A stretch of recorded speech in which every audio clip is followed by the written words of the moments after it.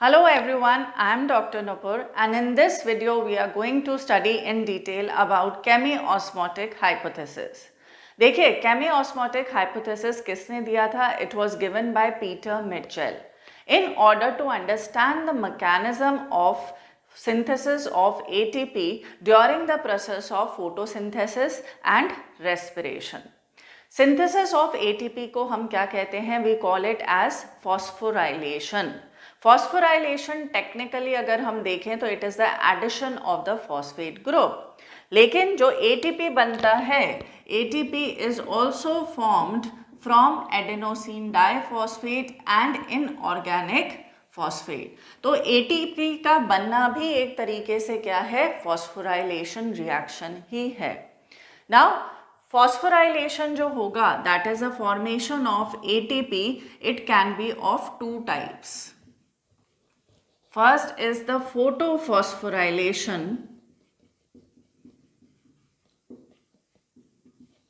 and the second one is oxidative phosphorylation.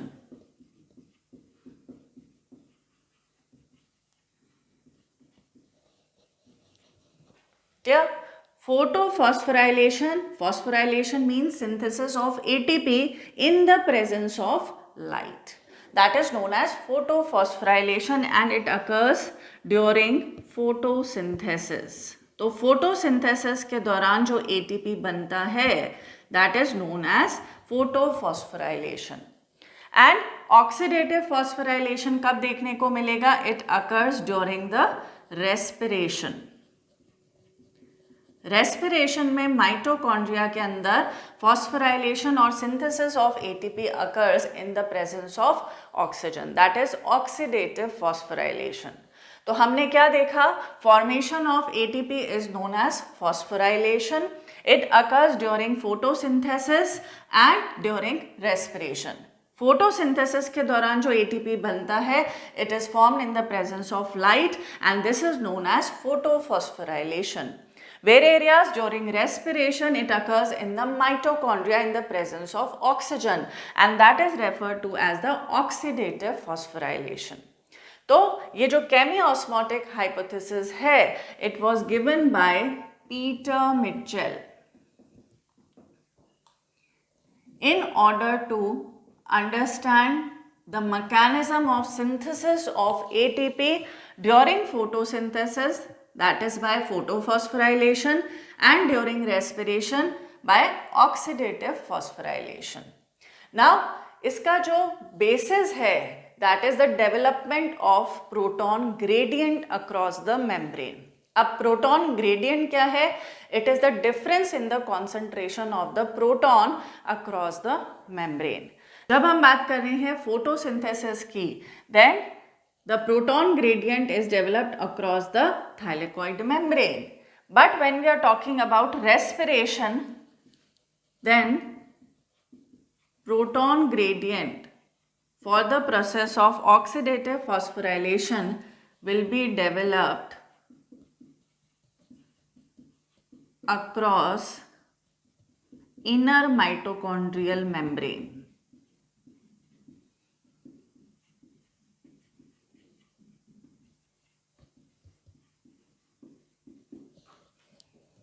Clear? तो अभी तक हमने क्या देखा? Synthesis of ATP from ADP and inorganic phosphate is known as phosphorylation. During photosynthesis it is referred as photophosphorylation and during respiration it is referred as oxidative phosphorylation. Now what is the basis of phosphorylation? That is the development of the proton gradient, that is the difference in the concentration of the protons across the membrane. If we are talking about photosynthesis, then the proton gradient develops across the thylakoid membrane. But if we talk about the respiration, then the proton gradient develops across the inner mitochondrial membrane.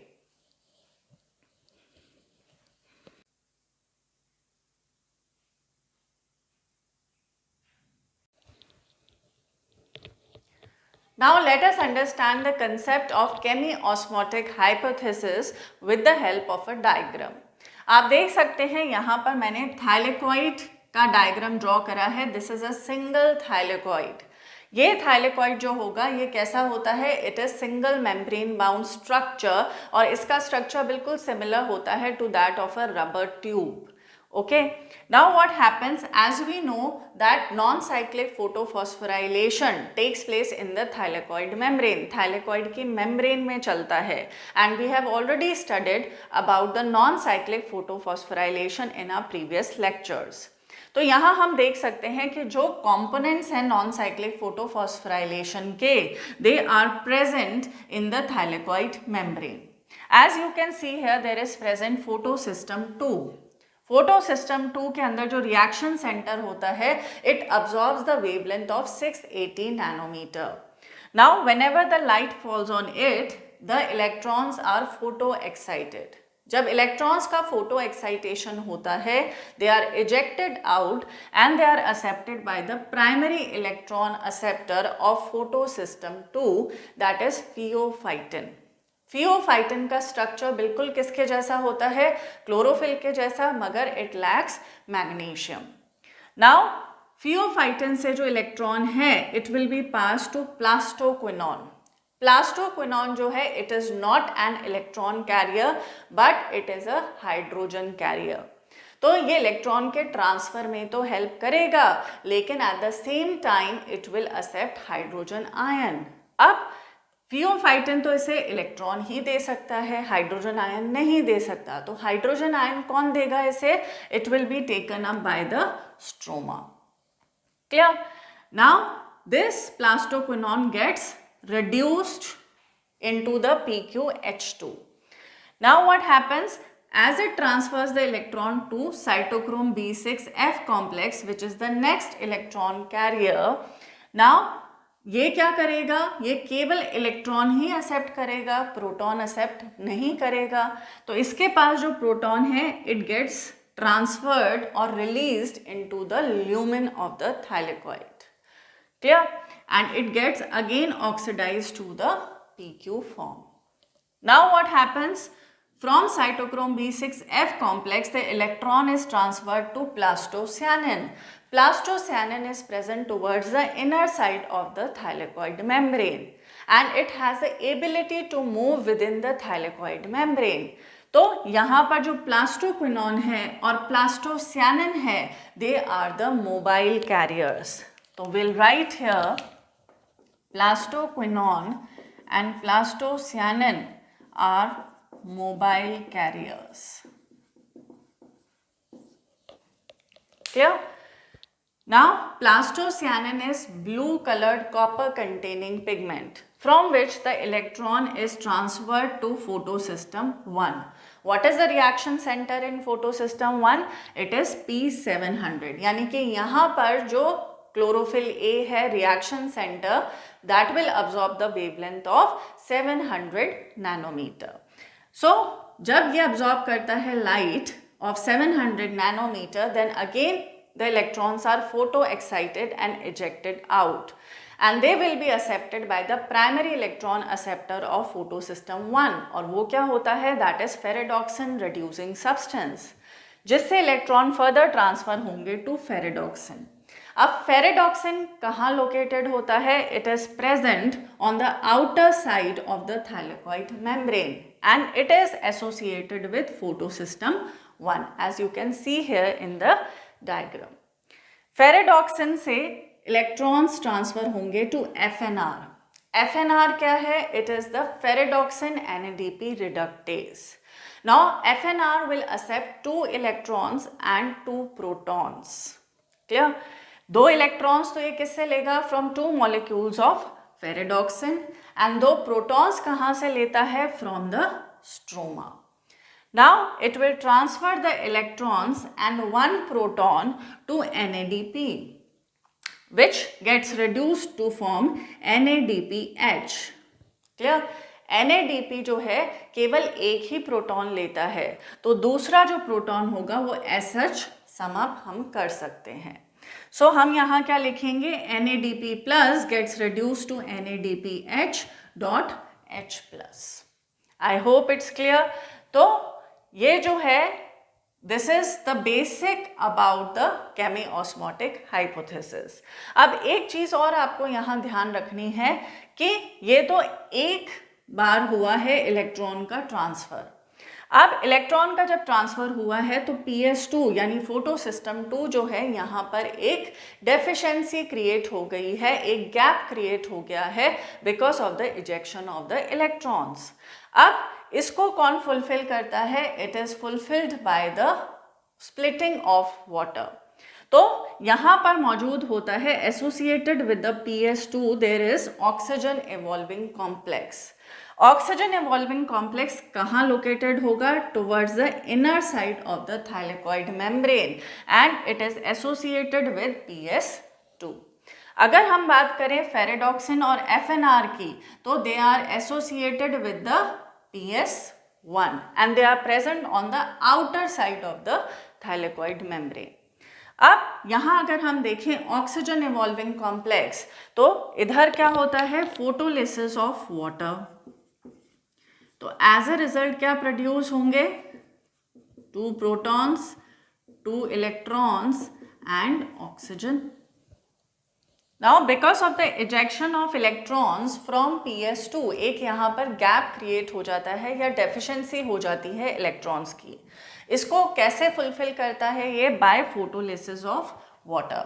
तो ये जो electrons release होंगे by photolysis of water they come and fill up the gap that is created in the photosystem 2 due to the ejection of the electrons, ताकि ये जो process है ये continue रहे। Now next thing which you have to remember is, अब आप यहाँ देख सकते हैं कि यहाँ पर प्रोटॉन ग्रेडियंट क्रिएट हो गया है। Proton gradient means difference in the concentration of the proton across the membrane. और यहाँ हम किसकी बात कर रहे हैं? Here we are talking about the thylakoid membrane.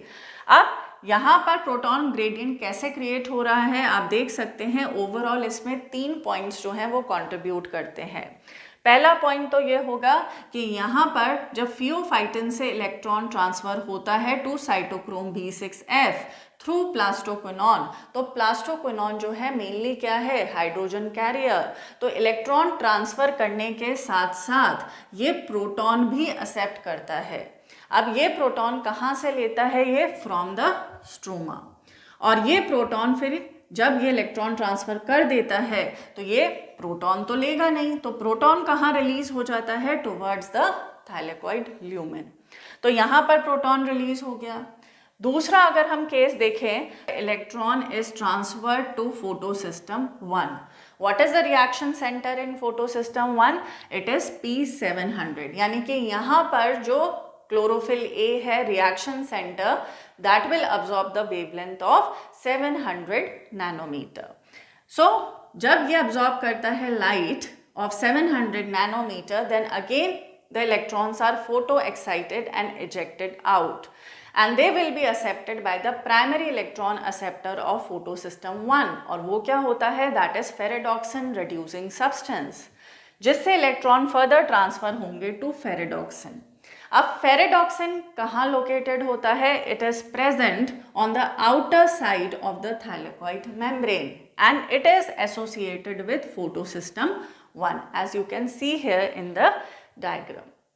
Ferredoxin से इलेक्ट्रॉन्स ट्रांसफर होंगे टू FNR। FNR क्या है? It is the ferredoxin NADP reductase।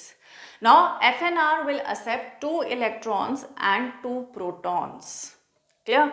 2 electrons तो ये किससे लेगा? From 2 molecules of ferredoxin and 2 protons कहाँ से लेता है? From the stroma. Now it will transfer the electrons and 1 proton to NADP which gets reduced to form NADPH। Clear? NADP जो है केवल एक ही प्रोटॉन लेता है, तो दूसरा जो प्रोटॉन होगा वो SH समअप हम कर सकते हैं। सो हम यहाँ क्या लिखेंगे? NADP plus gets reduce to NADPH dot H plus. तो ये सेकेंड केस हो गया। थर्ड केस की अगर हम बात करें तो जो ऑक्सीजन इवॉल्विंग कॉम्प्लेक्स है which is located on the inner side of the thylakoid membrane, ये क्या शो करता है? Splitting of water. इस दौरान भी क्या रिलीज होते हैं? Protons.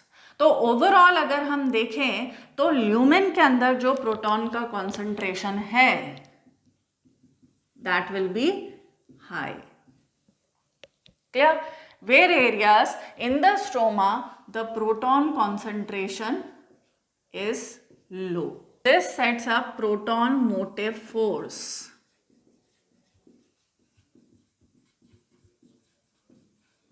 or proton gradient that acts as driving force for synthesis of ATP. Clear? Now what happens? अपन जानते हैं रूल बनते किस लिए हैं? तोड़ने के लिए. तो यहाँ जो प्रोटॉन मोटिव फोर्स बना है या जो प्रोटॉन ग्रेडियंट बना है, जब ये टूटेगा तो एनर्जी रिलीज होती है और ये एनर्जी जो है it is sufficient to activate the ATP synthase enzyme which is catalyzed to produce the ATP molecule from ADP and inorganic phosphate. और इसी को हम क्या कहते हैं? फोटोफॉस्फोराइलेशन. तो यहाँ पर मौजूद होता है F0 F1 particle and F1 consists of ATP synthase enzyme. Clear? तो जब ये प्रोटॉन ग्रेडियंट टूटेगा, कब टूटेगा? जब ये प्रोटॉन्स जो हैं they will pass through this F0 F1 particle back into the stroma. Clear? उस टाइम पर क्या होगा? There will occur synthesis of ATP from ADP and inorganic phosphate. और इसी को हम क्या कहते हैं? Photophosphorylation. That is formation of ATP in the presence of light. F0 particle आप देख सकते हैं, it remains embedded in the thylakoid membrane and it acts as transmembrane channel which helps in the facilitated diffusion of the protons across the membrane. Facilitated diffusion क्यों बोला है? क्योंकि ये किसके थ्रू हो रहा है? ट्रांसमेम्ब्रेन चैनल के थ्रू हो रहा है and it is taking place from their high concentration towards their low concentration, that is from the lumen to the stroma. F1 particle जो है आप देख सकते हैं, it protrudes towards the outer surface of the thylakoid membrane facing the stroma. So that was about the F0 F1 particle. कौन सा enzyme मौजूद होता है F1 में? That is the ATP synthase that help in the synthesis of ATP from ADP and inorganic phosphate. So this is known as photophosphorylation. हम कह सकते हैं chemiosmosis requires, क्या क्या रिक्वायरमेंट्स हैं chemiosmosis की? सबसे पहला जो रिक्वायरमेंट आता है that is the presence of the membrane जिसके अक्रॉस प्रोटॉन ग्रेडियंट डेवलप होगा. सेकेंड आता है प्रोटॉन पंप जो कि प्रोटॉन के पंपिंग में हेल्प करेगा. थर्ड आता है प्रोटॉन ग्रेडियंट. जैसा कि अपन ने पढ़ा, प्रोटॉन ग्रेडियंट ही यहाँ किसकी तरह काम करेगा? Main driving force for the synthesis of ATP in the presence of light. That's why it is known as photophosphorylation. इसके अलावा एंजाइम चाहिए ATP synthase for the synthesis of ATP from ADP and inorganic phosphate. So that was all about the chemiosmotic hypothesis that was proposed by Peter Mitchell in order to understand the mechanism of ATP synthesis during photosynthesis and respiration. So basic जो mechanism है वो इसका same रहता है चाहे हम photosynthesis की बात करें चाहे respiration की. डिफरेंसेस भी मैंने आपको बताए हैं। फोटोसिंथेसिस के अंदर जब इसके थ्रू एटीपी का जनरेशन होगा तो हम उसको कहेंगे फोटोफॉस्फोराइलेशन, और जब ये रेस्पिरेशन में होता है तो उसको हम क्या कहते हैं, ऑक्सीडेटिव फॉस्फोराइलेशन। दोनों में ही प्रोटॉन ग्रेडियंट बनेगा। अगर हम बात करें फोटोसिंथेसिस की तो यहाँ प्रोटॉन ग्रेडियंट बनता है अक्रॉस द थाइलेकॉइड मेम्ब्रेन, और अगर हम बात करें रेस्पिरेशन की तो वहाँ पर प्रोटॉन ग्रेडियंट डेवलप होता है across the inner mitochondrial membrane. So this was the overall concept of chemiosmotic hypothesis that was proposed by Peter Mitchell. Here we have studied it in reference to photophosphorylation, जहाँ पर proton gradient develop होता है across the thylakoid membrane, यानी lumen के अंदर proton की concentration ज़्यादा देखने को मिलेगी। तो यहाँ कैसा pH होगा, there will be low pH. Where areas in the stroma the proton concentration is low, तो यहाँ कैसा pH देखने को मिलेगा, high pH. And this proton motive force or the proton gradient act as a driving force for the generation of ATP, and this is referred to as the photophosphorylation.